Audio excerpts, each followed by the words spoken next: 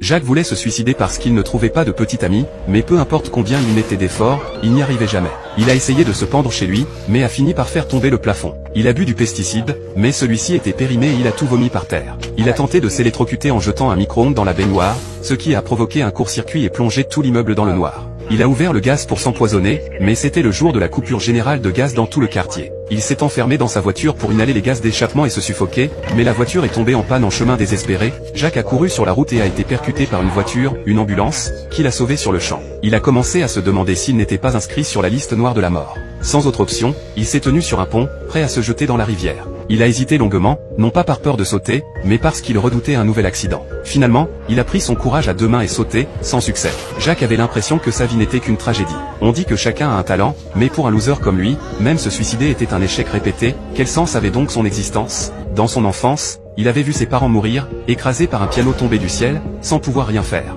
Plus tard, il avait voulu devenir écrivain, rédiger d'innombrables livres jamais publiés, et déclarer son amour à de nombreuses filles sans jamais obtenir de réponse. Convaincu qu'il allait mourir de toute façon, il décida d'engager un tueur à gages pour qu'on vienne l'achever à son insu. Au studio du tueur, il découvrit, stupéfait, que celui-ci était un vieil homme de presque 70 ans. Le tueur, voyant son expression incrédule, lui dit qu'il avait tué plus de gens que Jacques n'avait mangé de sel et lui proposa plusieurs formules de meurtre, dont la plus sophistiquée consistait à provoquer un accident de voiture où Jacques, en tentant de sauver quelqu'un, serait percuté et tué, avec l'ambulance et de jolies infirmières applaudissant son héroïsme avant qu'il ne meure, et son acte héroïque faisant la une des journaux. Jacques choisit cette option. Quand le tueur demanda combien il avait d'argent, Jacques répondit 98 $.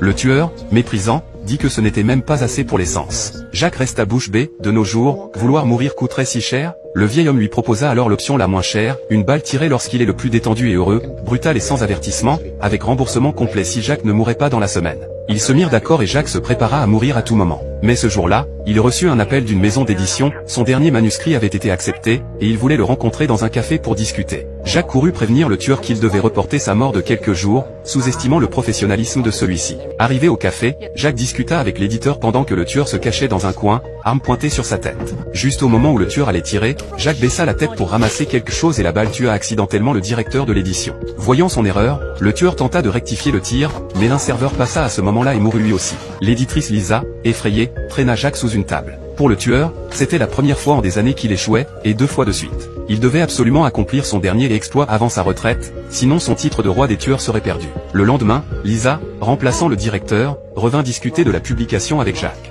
Craignant de lui causer des problèmes, il avoua que le tueur était celui qu'il avait engagé pour se tuer lui-même, n'en pouvant plus de vivre, mais qui avait accidentellement tué 2 innocents. Lisa, stupéfaite, se demanda si les méthodes de suicide étaient devenues si sophistiquées. Elle tenta de le convaincre que vivre valait mieux que mourir et que, si son livre était publié, il pourrait gagner une fortune. Elle lui demanda d'appeler le tueur pour annuler la commande. Jacques décrocha, et entendit la sonnerie venir de sa chambre. Le tueur était déjà entré par la fenêtre, prêt à agir.